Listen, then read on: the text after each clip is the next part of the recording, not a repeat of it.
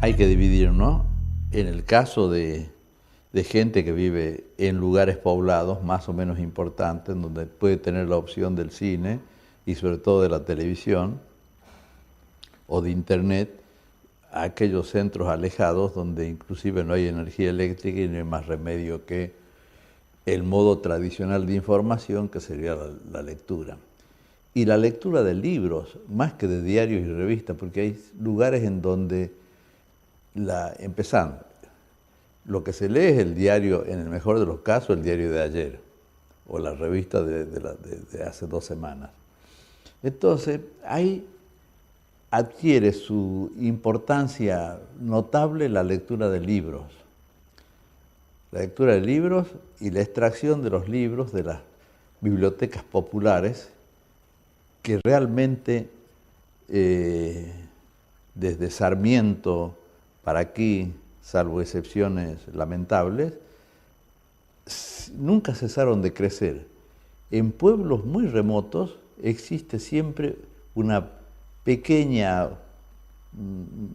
biblioteca popular, con un surtido no muy rico, yo diría más bien en muchos casos exiguo, pero existe. Y ahí sí, el objeto libro tiene una importancia fundamental. Además, no hay que olvidar que la tradición, al menos en la cultura autóctona de regiones como la mía, la cultura andina me estoy refiriendo, el culto por el libro es ancestral.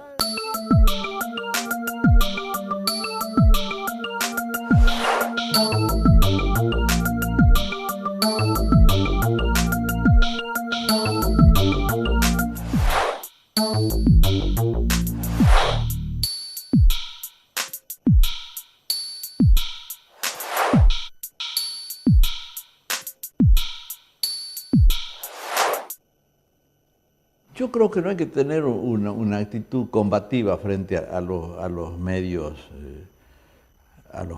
estos del internet, los mensajes de texto, etcétera, sino que hay que hacer siempre hincapié en que el texto no puede ser por naturaleza un tartamudeo o un tartajeo, sino que puede enriquecerse y hay que tener la conciencia de que eso no puede usarse para toda clase de comunicación. Por ejemplo, yo no concibo realmente una carta de amor por mail, ¿no? Es decir,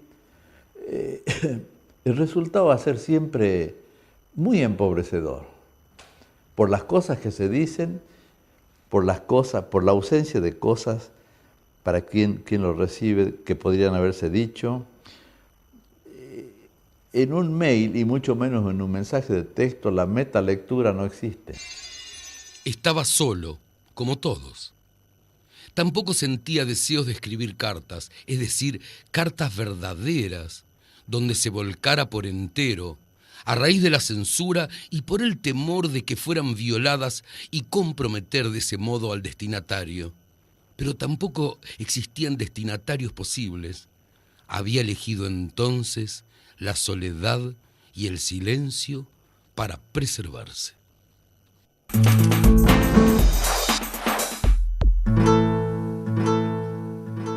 En la medida en que uno, en la escritura, refleje todo aquello que nos apasiona de verdad en nuestra vida de relación, que refleje esas pasiones, pero además que se la comunique con un estilo no acartonado, con un estilo que esté sin caer tampoco en el facilismo o en la demagogia para con el lector, sino todo lo contrario. El lector no es tonto, el lector debe sentirse gratificado respecto del autor cuando el autor utiliza la ambigüedad con tal maestría en donde el lector puede elegir darle un fin distinto a lo que el lector está tratando de escribir. En el caso concreto, por ejemplo, de Borges, no es muy fácil de leer a Borges, a pesar de que es un escritor que tenía tal maestría que da la sensación de que la lectura es fácil, pero no es muy fácil. Por ejemplo, uno de los cuentos, el cuento que él siempre decía, y particularmente me lo dijo a mí en ocasión de que fue a visitarnos en nuestra casa de Yala, su mejor cuento era El Sur. Y yo le dije, a mí también me gusta mucho el Sur, pero yo le hubiera dado otro fin, hubiera terminado distinto con el Sur. Y entonces le dije, ¿cuál sería? Y me dijo, me parece que tiene razón, pero escríbalo usted.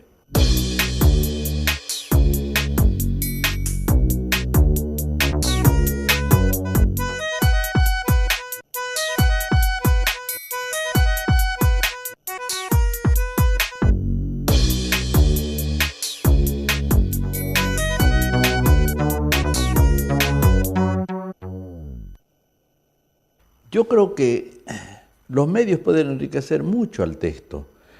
Lo que pasa es soslayar, pero con habilidad, no con encono, el divorcio que pueda haber, por ejemplo, entre la versión cinematográfica de una novela y la novela en sí.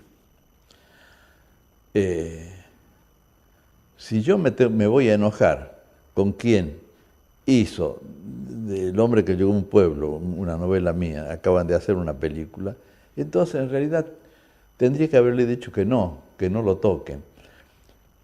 Pero la verdad es que son medios de expresión distintos, autónomos, y deben seguir siéndolo así. No debe ser el cine tributario de la novela, ni la novela buscar desesperadamente que se la lleve imagen.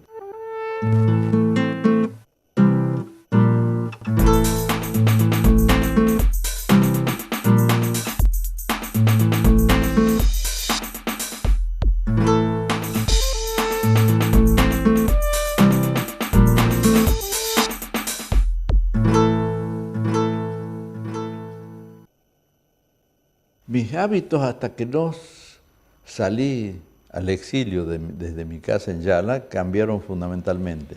Mientras yo escribí, creo que escribí la mitad de mis libros en Yala, era una especie de maniático lleno de cosas para escribir. Por ejemplo, hay algunos escritores que escriben de pie, otros escritores que preparan cigarrillos para... Bueno, antes se preparaba cigarrillo, ahora se compra el paquete. Para fumar, por ejemplo, 21 cigarrillos se los alineaba en la mesa. Es decir, son pequeñas manías. La manía mía es que se haga silencio. Entonces, me ponía fuera de sí, por ejemplo, hasta que ladraran los perros. Yo me levantaba siempre, y lo sigo haciendo ahora, a las 6 de la mañana, porque es la hora en que realmente, y me siento mucho más despejado. Yo no puedo ni leer ni escribir después de las 3 de la tarde, por ejemplo. Y escribía como un mandarín, a mano. Cuando tuve que escribir para comer, escribí una serie de obras alimentarias, pues tenía que entregar 5 o 10 cuartillas por día, y entonces tenía que escribir donde sea. En la mesa de la cocina en mi casa o en un bar, si había mucho lío en la cocina de mi casa, en cualquier parte. Entonces me di cuenta realmente que son tics que no ayudan para nada, ¿no? Que son tics que no son necesarios, son absolutamente prescindibles.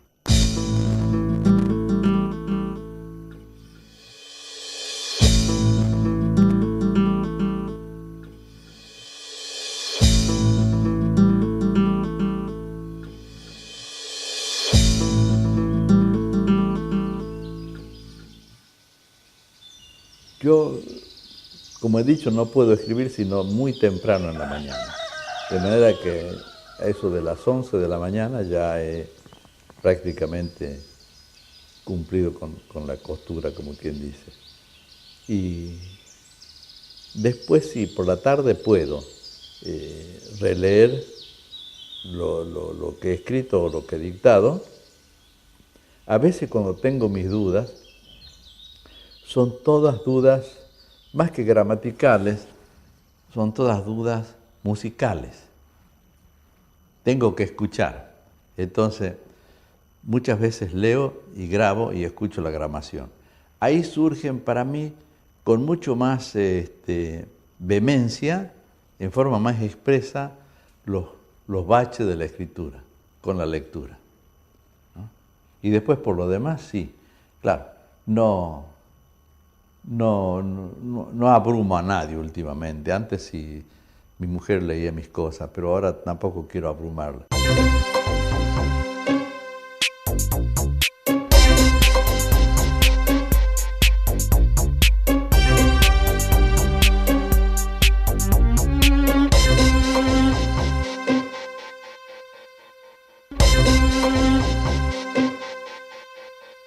Generalmente tengo premios, porque o le he prometido al editor que iba a entregar en abril y estamos a mayo y todavía no.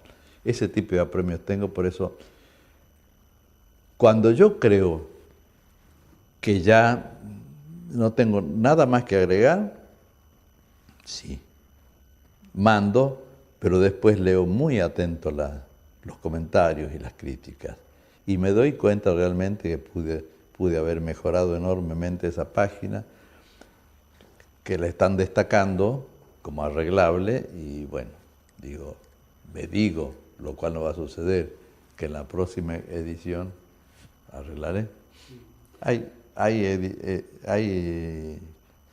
varios libros que se han hecho varias reediciones, y por cierto, yo cuando no podía arreglar sin que se me desplomara la estructura, traté de explicarme en los prólogos. Por eso casi todas las últimas ediciones de mis libros llevan prólogos, porque son reediciones. Entonces, de cómo la concebí la primera vez y qué visión tengo ahora de ese mismo libro.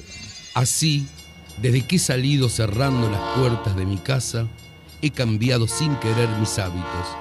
Esto es lo que ahora escribo aquí en mi cuaderno. Hasta ahora había seguido un plan meticuloso, como quien prepara su propia derrota, como un discurso.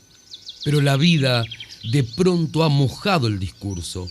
Aunque siga anotando mis pasos, aunque sienta que escribir en estas circunstancias por encima de todo, no es más que el ejercicio de una monstruosa megalomanía.